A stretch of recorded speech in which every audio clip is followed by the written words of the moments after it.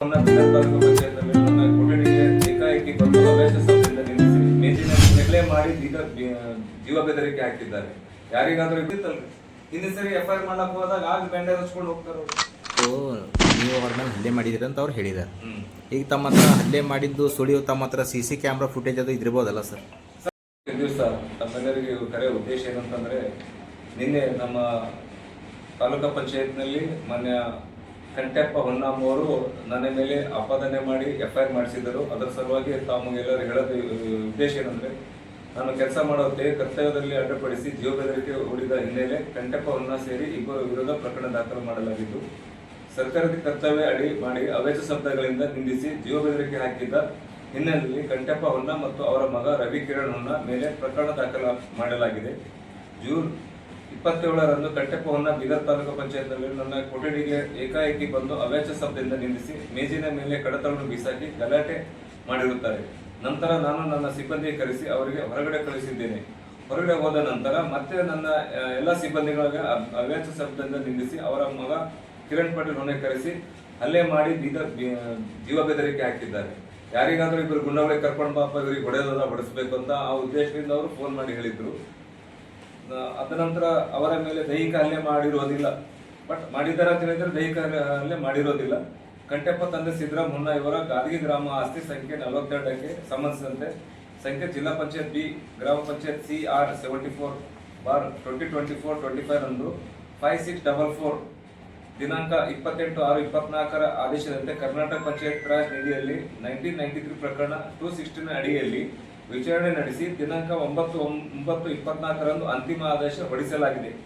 ಸದರಿ ವಿಚಾರಣೆ ನಡೆಸಿ ದಿನಾಂಕ ತೀರ್ಮಾನಿಸಿದ್ರು ತೀರ್ಮಾನ ವಿರುದ್ಧ ಮೇಲ್ಮನವಿ ಸಲ್ಲಿಸಲು ಅವಕಾಶವಿದ್ದರೂ ಕೂಡ ಪದೇ ಪದೇ ಕುಟುಂಬ ಸಮೇತ ಕಚೇರಿಗೆ ಆಗಮಿಸಿ ಸರ್ಕಾರ ಕೆಲಸಕ್ಕೆ ಅಡ್ಡಿಪಡಿಸಿರುತ್ತಾರೆ. ಆದ್ದರಿಂದ ಇವರಿಬ್ಬರ ವಿರುದ್ಧ ಕಾನೂನಿನಲ್ಲಿ ಸೂಕ್ತ ಕ್ರಮ ವಹಿಸುವಂತೆ ದೂರಿನ ಮೇಲೆ ನ್ಯೂಟನ್ ಪೊಲೀಸ್ ಠಾಣೆ ಪ್ರಕರಣ ದಾಖಲಿಸಲಾಗಿದೆ. ಸರ್, ಎವ್ರಿ ಟೈಮ್ ಮಾರ್ನಿಂಗ್ ಮುಂಜಾನೆ ಬಂದು 10 ಗಂಟೆ 10-15 ಬಂದು ಪಂಚಾಯತ್ ಸ್ಟಾಫ್ ಎಲ್ಲ ಇದು ನೋಡ್ಕೊಂಡು ಅವ್ರು ಬಂದಿಲ್ಲ ಇವ್ರು ಬಂದಿಲ್ಲ ಅಂತ ಅವರೇ ಅಟೆಂಡೆನ್ಸ್ ಎಲ್ಲ ಚೆಕ್ ಮಾಡ್ತಾರೆ. ಇದು ನಾನು ಇವಾಗಿಲ್ಲ, ಸುಮಾರು 2-3 ವರ್ಷ ಕೆಳಗಿದ್ದ ಅವಾಗಲೂ ಇದೇ ಸಿಸ್ಟಮ್ ಇತ್ತು. ಅವರು ಈ ತರ ನನ್ನ ಒಂದೇ ತಾಲೂಕು ಪಂಚಾಯತ್ ಇಲ್ಲ, ತಹಸೀಲ್ ಆಫೀಸ್ನೂ ಅದೇ ತರ ಮಾಡಿದ್ರು, ಬ್ರೀಫ್ಸ್ನಲ್ಲೂ ಅದೇ ತರ ಮಾಡಿದ್ರು. ಎನಿ ಡಿಪಾರ್ಟ್ಮೆಂಟ್ ಇವರು ಇಲ್ಲ ಇದು ಇಲ್ಲ ಅಂಬೋದಿಲ್ಲ, ಎಲ್ಲ ತರ ಇದೇ ತರ ಮಾಡೋದು ಅವ್ರ ಕೆಲಸನೇ. ಅವ್ರನ್ನ 2 ಸರ್ತಿ ಸುಮಾರು ಸರ್ತಿ ಕರ್ಸಿ ಎಲ್ಲ ಕೇಳಿದೆ, ಸರ್ ಈ ತರ ಯಾಕೆ ಮಾಡ್ತೀರ ಅಂದ್ರೆ, ನಾನು ರಿಟೈರ್ಮೆಂಟ್ ಆಗಿದ್ರೆ ನನಗೇನು ಕೆಲಸ ಇಲ್ಲ, ನನಗೆ ಕೆಲಸ ತೃಪ್ತಿ ಆಗ್ಬೇಕಾದ್ರೆ ಈ ತರ ಮಾಡ್ಬೇಕಂತ ಉದ್ದೇಶದಿಂದ ಮಾಡ್ತೀನಿ ಅಂತ ಪ್ರಮಾಣ ಮಾಡಿ ಹೇಳಿದ್ರು. ನನಗೆ ಅವರಾಗೆ ಹೇಳಿದ್ದಾರೆ, ನಾನು ಇದೆಲ್ಲೂ ಪ್ರಮಾಣ ಮಾಡಿ ಹೇಳ್ಬೋದು. ಸರಿ, ಪದೇ ಪದೇ ಬಂದು ಈ ತರ ಮಾಡ್ತಾರೆ. ಮತ್ತೆ ನೀವೇ ಕಂಪ್ಲೇಂಟ್ ಕೊಟ್ಟಿಲ್ಲ ಅಂದ್ರೆ ಸರ್ಕಾರಿ ಕೆಲಸ ಏನೇ ಇರಲಿ ಅಡ್ಡಿಪಡಿಸಿದ್ರೆ ಮತ್ತೆ ನೀವೇ ಕಂಪ್ಲೇಂಟ್ ಕೊಟ್ಟಿಲ್ಲ. ಸರ್, ಕಂಪ್ಲೇಂಟ್ ಕೊಡ್ಲಕ್ಕ ಅವ್ರು ಸೀನಿಯರ್ ಸಿಟಿಜನ್ ಅದಾರ, ಅವ್ರಿಗೆ ಏನ್ ಅನ್ಬಾರ್ದು ಬಹಳ ಇನ್ನೂ ಅಂದಿಲ್ಲ. ಆಯ್ತು ಸರ್ ಅಂದ್ ಆರ್ಡರ್ ಆಗಿದ್ದಾಗ ಬಂದ್ರು ಅವರು. ನಾ ಬಂದು 1.5 ತಿಂಗಳಾಯ್ತು, ಆರ್ಡರ್ 9ನೇ ತಿಂಗಳು ಆರ್ಡರ್ ಆಗ್ಯದ. ಆರ್ಡರ್ ಆದ್ಮೇಲೆ ಮತ್ತೆ ಈಗ ಬಂದ್ರು ಅವರು. ಇಲ್ಲ, ಆರ್ಡರ್ ಆಗಿದ್ಮೇಲೆ ಬಂದಾರ ಅಂತ ಹೇಳ್ತಿದ್ರಿ. 2-3 ವರ್ಷದಿಂದ ಈಗ ಮಾಡ್ತಾ ಇದ್ದಾರೆ. 2 years ಬ್ಯಾಕ್ ಆ ಕೇಸ್ ಅಂದಿತ್ತು. ಅವಾಗ ಸುಮಾರು ಕೇಸ್ ಇತ್ತು, ಅಂಡರ್ ಪ್ರೋಗ್ರೆಸ್ ಆಗಿತ್ತು ಅವಾಗ ಕೇಸ್. ಅವಾಗ ಏನ್ ನಾವು ಸಾಲ್ವ್ ಮಾಡ್ಕೋತೀವಿ, ಪಂಚಾಯತ್ ಹೋದ್ವಿ, ಪಂಚಾಯತ್ ಬಂದಿ ನಾವು ಸರ್ವ ಎಲ್ಲ ಮಾಡ್ಕೊಡ್ತೀವಿ. ಪಂಚಾಯತ್ ಬಂದಿಲ್ಲ ಅವರು.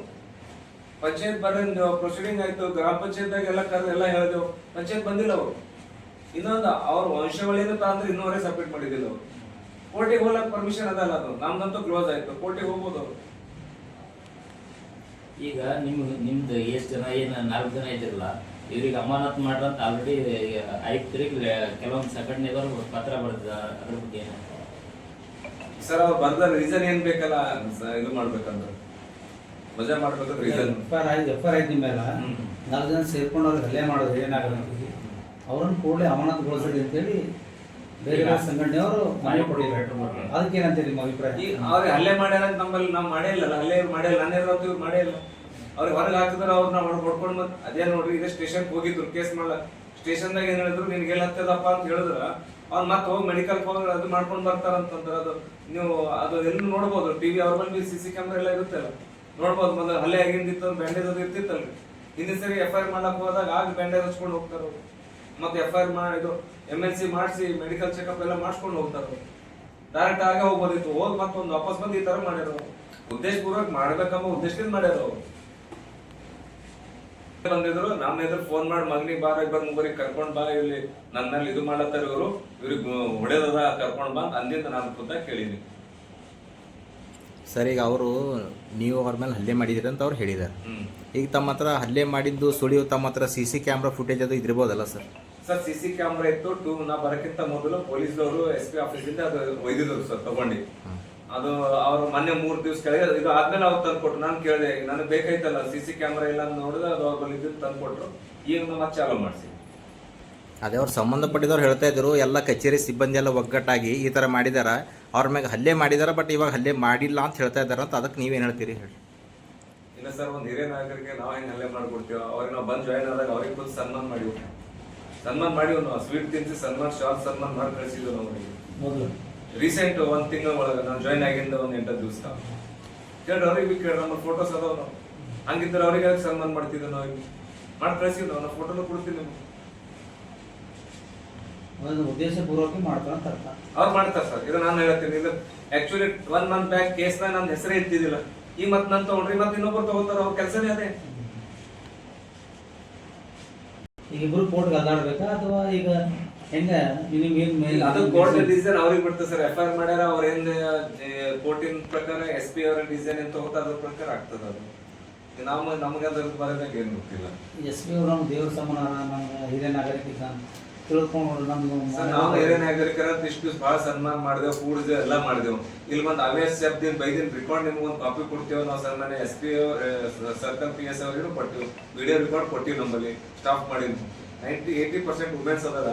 ಇಷ್ಟು ವರ್ಷ ಮಾತಾಡ್ತಾನಂದ್ರೆ ಅವ್ರು ಕೇಳಪ್ಲೇ ಅದ. ಅವ್ರು ಹಿಂಗೆ ಸೀನಿಯರ್ ಸಿಟಿಜನ್ ಅಂತ ಹೇಳ್ಕೊಂಡು ಇಷ್ಟೆಲ್ಲ ದೊಡ್ಡ ಇಶ್ಯೂ ಮಾಡ್ಲತ್ತಾರ. ಅವ್ರಿಗೆ ಅದೊಂದು ಪ್ಲಸ್ ಪಾಯಿಂಟ್ ಆಗ್ಯದ.